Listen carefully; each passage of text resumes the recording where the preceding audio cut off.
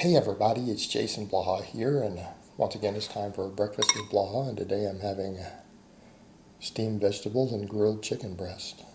Breakfast of champions. Alright, let's talk about noobs and tightness. What's the number one problem that I see with novice lifters? This includes novices who hire me as their coach, alright? Because I get plenty of novices. I would say at this point, approximately a third of my clients who come on are novices. Right, about a third of the applications I get, 2/3 are not. I put it about a third novice, third intermediate, a third advanced. Just rough estimate, that's not exact. So I get a lot of those, and one of the things that I commonly find is that novices have no idea how to lift. And what I mean by no idea how to lift, the ones who stall, and here's an example. If you've been training for a year and you're still a novice, because I get these, they have novice numbers, they haven't made substantial gains, they've been running a novice LP of some type for 6 months, 9 months, a year. What do I find without fail? None of them know how to perform basic exercises correctly. And by correctly, they don't get tight. And the thing is, they believe that they do get tight, and that's the problem. The problem is that you get a lot of lifters because they don't film themselves, they don't look at what they're doing, they don't listen to how we describe tight, and they go, I am tight. And the bench, you can see it on the bench the easiest. The bench is so easy. They lay down on the bench, they flop around, or they do try to get up onto their toes, right? And that's a big giveaway that they're not tight. And it's for you kids out there too. You get up on your toes and they don't understand being on the balls of your feet is not being on your tippy toes. And their toes are literally what's in contact with the ground. And I'm like, okay, break your toes. Like, what? Break your toes. Before you unrack the weight, if you're actually tight and you have any lower body strength, if you go up onto your tippy toes the way some of these guys do, you should be able to break multiple ones of your toes. Not just should be able to, you should break your toes before you unrack the bar. When you go to set up and get ready to unrack the bar, your toes should go ahead and break. And I mean like to where you might need to put a cast on them. Because there is no way your toes can handle the sort of pressure that we put into the foot benching if your toes are the only point of contact, not the balls of your feet. Heels can be up. And that's usually where some of them realize the problem. Like you should be doing a leg extension into the floor. And if you do it as hard as you can, it's going to be very painful unless your foot itself is in contact. Right? Same thing, we'll come over and talk about their scapula. Be like, pull your scapula together, get tight. The ones who roll their shoulders forward, right? Their scapula come apart at the top. If you are physically capable of doing that, I can promise you you're not tight. You didn't get your shoulder blades pulled in, down, and back. Because this is how the bench should look. It should not do this.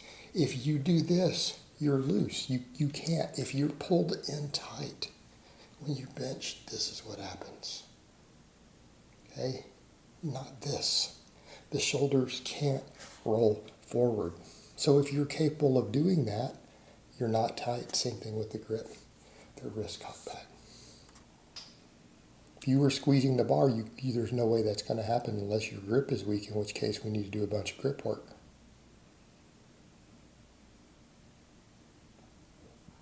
Now start applying that to every other exercise.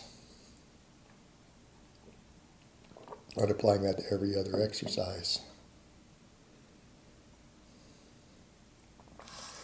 You go to pull a deadlift, if your body rolls forward over the bar, right? You fishing pole it up. If you're capable of doing that, you didn't get tight. Because that can't happen if your shoulder blades are down and back. If you're pulled in when you go to deadlift, just like we talked about on the bench, that upper back is not going to roll. And I'm not saying we can't use some thoracic rounding. That's an advanced technique. But you shouldn't be capable of doing that. And if you can, you didn't get tight. You're loose, you're floppy, you're like a big old floppy cock flopping around everywhere. But they'll do that and guys are like, oh, I got tight. And no, you didn't. The word tight doesn't mean to you what you think it means. And that should be the giveaway. This is why filming is helpful for these kids. Because they don't realize, I'm like, if your shoulder blades were pulled down and back, right, put your lats in your back pocket, you're not going to be able to fishing pull the weight like that. Right? Get them in tighter. Push your hips back.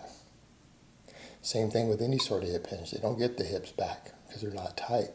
They go to squat. They don't screw their feet into the floor. Go to deadlift. They don't screw their feet into the floor. Sometimes people laugh at the little hip thing I do sometimes. I'm digging my feet into the floor on the deadlift. You guys have watched me do that with 600 plus pounds. Right? I'm setting myself in tight. When you squat, if you are tight, your feet screw out.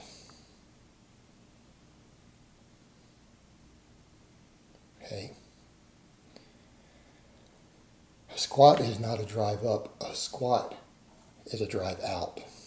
Your feet drive out on the squat. And if they don't, you're not tight. That's part of being tight, is that ability to externally rotate the hips. So your feet, or even if you're doing, trying to do an Olympic style squat, you're still doing this with your feet. Okay? Got to screw your feet to the floor, and then you've got to drive them out. They screw out like screws because it causes that rotation of the hip. It's the hip joint that's doing that. Right? Because a squat is a hip exercise, primarily. The hip extensors matter more than the quads do for the squat. Not my opinion. This is what all the literature shows. All of it.